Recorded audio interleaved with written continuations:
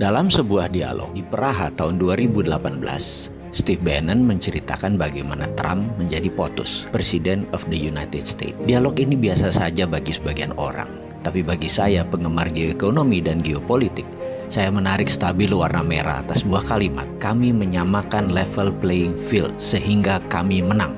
Kalimat inilah yang menjadi dasar analisa saya, sehingga jadi memahami apa yang dimaksud dengan tim Trump untuk kebijakan luar negeri yang akan menguntungkan Amerika. Saya jadi mengenal isi kepalanya Pompeo, mengenal isi kepalanya Bolton atau Shanahan dalam strategi perang dengan Cina.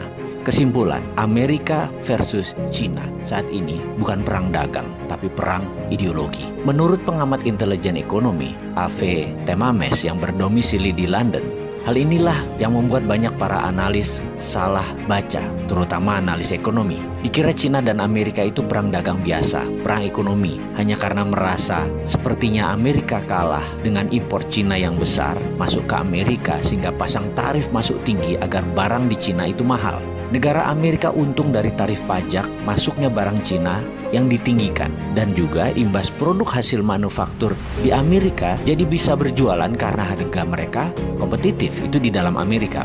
Kalau tidak diprotek atau dilindungi dengan pajak impor yang tinggi, barang-barang Amerika jadi mahal. Mereka pilihannya adalah lebih baik pilih barang Cina. Begitu sebaliknya, dibalas Cina dengan impor masuk barang Amerika ke Cina dinaikkan.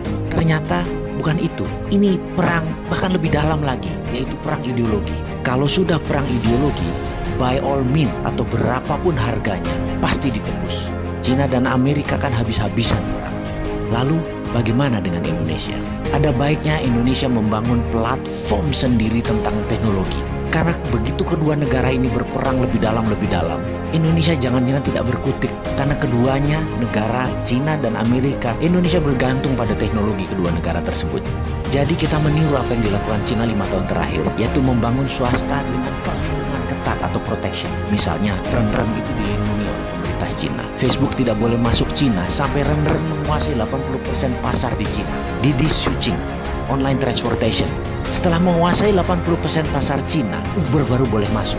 Alibaba menguasai 80% pasar Cina, baru Amazon boleh masuk. Baidu menguasai lebih dari 80% pasar Cina, baru Google boleh masuk sebagai search engine. Youku menguasai 80% pasar Cina atau lebih. YouTube baru boleh masuk, dan masuknya pun asing tersebut sampai dibatasi sampai saat ini. Indonesia kalau mau maju, aplikasi anak negeri dilindungi terlebih dahulu. Sekarang perang dagang Cina-Amerika sedang memanas. Indonesia ambil kesempatan. Anak bangsa buat fintechnya sendiri, buat Google versi Indonesianya sendiri, buat WeChat versi Indonesia sendiri, buat Facebook versi Indonesia sendiri, dan pastikan semua proyek itu diprotek oleh negara, dilindungi oleh negara. FBI asing masuk diatur, Google asing diatur, sosmed semua diatur yang dari luar negeri, dan produk Indonesia diberi fasilitas penuh kemudahan. Yakinlah 1-2 tahun ke depan anak bangsa bisa membuat dan melaksanakan proyek tersebut, sehingga pada tahun 2021 sewaktu puncaknya perang dua negara, Indonesia sudah punya semuanya. Kita tidak tergantung pada Cina dan Amerika. Saya yakin Amerika pasti akan mematikan sosmed mereka, internet mereka, satelit mereka, karena itu adalah strategi perang, battle space namanya, penaklukan ruang udara. Tapi kalau Indonesia punya semua barang-barang itu, Indonesia tetap bisa dagang, tetap bisa berbisnis, karena sudah punya platform sendiri. Kita tetap connect. Kemarin, beberapa saat yang lalu, 2 hari sosmed dimatikan secara lokal. Banyak netizen yang muring-muring. Apalagi kalau Cina matikan 5G. Sementara Indonesia sudah pakai 5G di tahun 2021. Atau Amerika mematikan 4G-nya. Bayangkan, kalau mereka matikan itu semua, mosok Indonesia jadi bingung. Karena kita terlalu tergantung network asing. Amit-amit jangan sampai itu terjadi. Ada solusinya, yaitu dengan membangun platform digital teknologi yang diprotek oleh negara.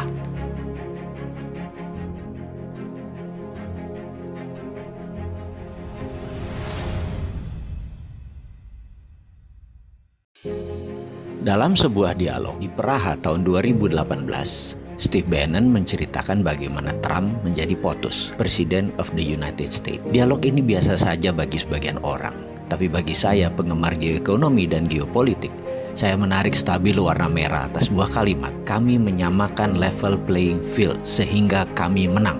Kalimat inilah yang menjadi dasar analisa saya, sehingga jadi memahami apa yang dimaksud dengan tim Trump untuk kebijakan luar negeri yang akan menguntungkan Amerika. Saya jadi mengenal isi kepalanya Pompeo, mengenal isi kepalanya Bolton atau Shanahan dalam strategi perang dengan Cina.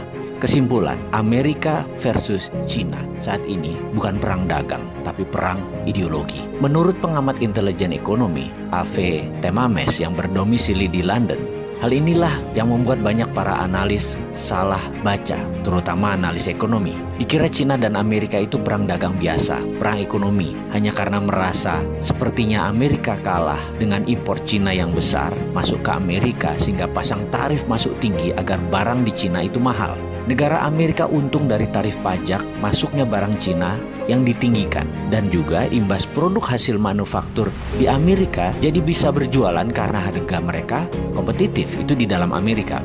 Kalau tidak diprotek atau dilindungi dengan pajak impor yang tinggi, barang-barang Amerika jadi mahal.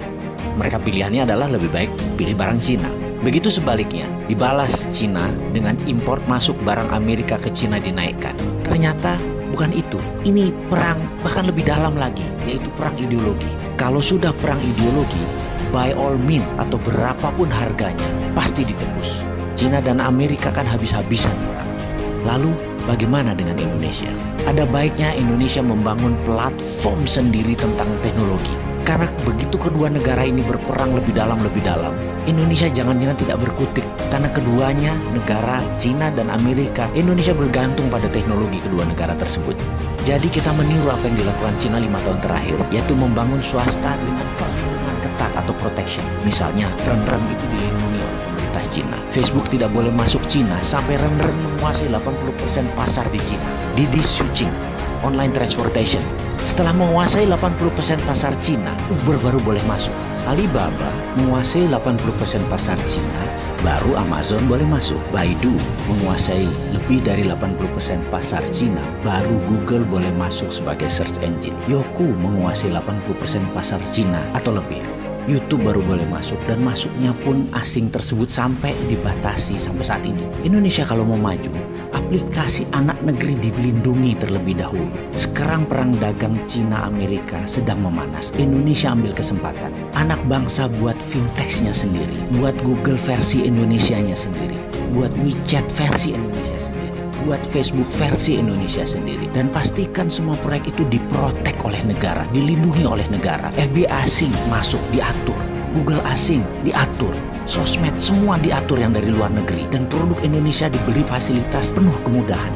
Yakinlah 1-2 tahun ke depan anak bangsa bisa membuat dan melaksanakan proyek tersebut, sehingga pada tahun 2021 sewaktu puncaknya perang dua negara, Indonesia sudah punya semuanya. Kita tidak tergantung pada Cina dan Amerika. Saya yakin Amerika pasti akan mematikan sosmed mereka, internet mereka, satelit mereka, karena itu adalah strategi perang, battle space namanya, penaklukan ruang udara. Tapi kalau Indonesia punya semua barang-barang itu, Indonesia tetap bisa dagang, tetap bisa berbisnis, karena sudah punya platform sendiri. Kita tetap connect. Kemarin beberapa saat yang lalu 2 hari sosmed dimatikan secara lokal. Banyak netizen yang muring-muring. Apalagi kalau Cina matikan 5G, sementara Indonesia sudah pakai 5G di tahun 2021. Atau Amerika mematikan 4G-nya. Bayangkan kalau mereka matikan itu semua, masa Indonesia jadi bingung karena kita terlalu tergantung network asing. Amit-amit jangan sampai itu terjadi. Ada solusinya, yaitu dengan membangun platform digital teknologi yang diprotek oleh negara.